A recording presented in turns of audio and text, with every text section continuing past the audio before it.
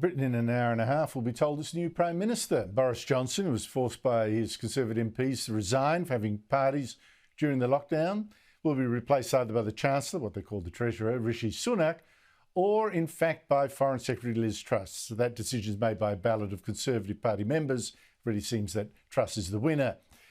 And she will have to make some tough decisions on fixing Britain's shocking energy crisis first up. Now, I have to say, she doesn't quite sound like a Margaret Thatcher to me. In fact, when she was 19, she was a Liberal Democrat calling for an end to the monarchy. We asked them their opinion of the monarchy. Do you know what they said? They said, abolish them. We've had enough.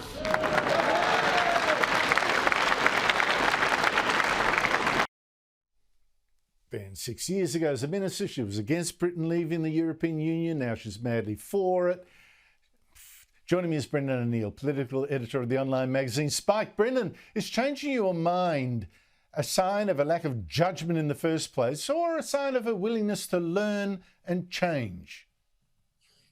I think changing your mind is okay. We've all done it over the years. The thing that worries me most about Liz Truss and the changing of her mind, which seems to happen quite frequently, is not so much that she was a Lib Dem when she was 19. Lots of 19-year-olds in this country are Lib Dems. I think it's a forgivable thing that teenagers go through to support the Liberal Democrats, which is the worst political party in this country.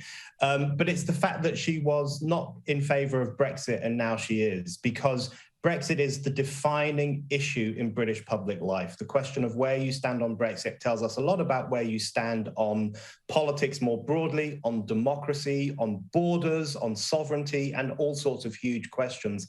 So her flip-flopping on Brexit raises lots of questions in my mind. Of course, Boris himself famously flip-flopped on Brexit in the early days, but at least he was quite steadfast during the whole Brexit process.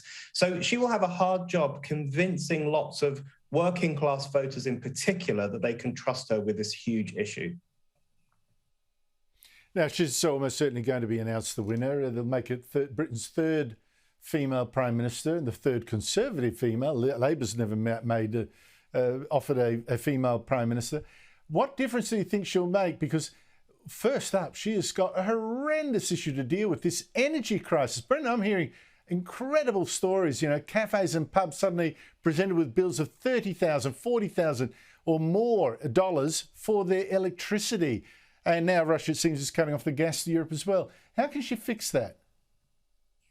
Well, that's the big question, and that is going to be top of her pile of things to do when she gets into power. The energy crisis in the UK and Europe is just extraordinary. To give you a sense, here in the UK, next month in October, our energy bills are going to go up by around 80%. So people who were spending around £150 a month on electricity will now be spending around £400.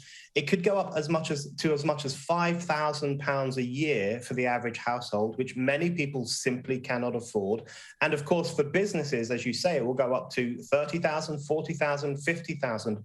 The number of small businesses in this country that are going to be wiped out over the next few months is actually quite staggering to think about, because they cannot afford to keep the lights on. It's as simple as that. And Liz Truss hasn't come up with many solutions yet. What I want to see from her is an honest discussion about how we got into this predicament. I think it's largely down to the green ideology that all parties have embraced, which has demonized energy production over the past few decades, and which means that we don't have enough independent energy sources from fracking or nuclear, for example, in order to keep the lights on. So there's a lot of questions to be asked about how climate change alarmism got us into this situation, and whether Truss will put the brakes on that alarmism if she gets into 10 Downing Street. Yeah, but that means, repudiating the sort of green politics that she as a senior cabinet minister was part of under Boris Johnson for so long. And to do that, I think you need a sense of, real intellectual grasp on this issue and a little bit of a track record of being a skeptic on some of the alarmism. She doesn't strike me as that kind of Thatcher type of figure. No, she doesn't have that skepticism. And that's the thing. That's something that worries me enormously. She's a bit of a technocratic politician. She's a little bit stiff. She's not particularly ideologically driven.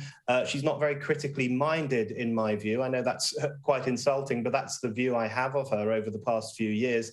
And particularly on climate change issues, she's not asking the right questions. She's not asking the kind of questions that Kemi Badenoch asked, for example. She also ran to be leader of the Conservative Party, and she called into question the net zero ideology, and none of the others did. That's what we need. We need more criticism of net zero and more discussion about how we can produce abundant, cheap energy for everyone in the country. Look, I just wish more Australian politicians would tune in to this crisis you've got there. I mean, it is just horrendous. Cafe owners saying, I simply can't trade with an electricity bill like this. This is our future if we don't learn from Britain. Brendan O'Neill, thank you so much indeed for your time. Really appreciate that.